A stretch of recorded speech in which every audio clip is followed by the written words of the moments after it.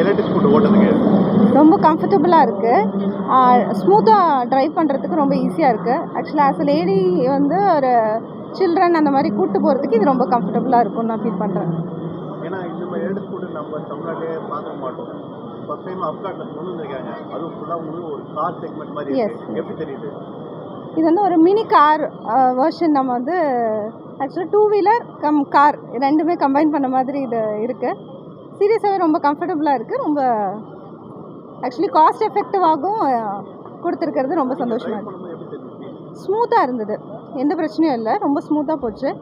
So ரொம்ப happy. இது வந்து பார்த்தீங்கன்னா பேசிக்காக வந்து பார்த்தீங்கன்னா நடுத்தர மக்கள், அதாவது கார் வாங்க முடியல, கார் போகணும் அப்படின்னு நினைக்கிறவங்களுக்கு இது ஒரு குட்டி கார் மாதிரியும் யூஸ் பண்ணிக்கலாம்.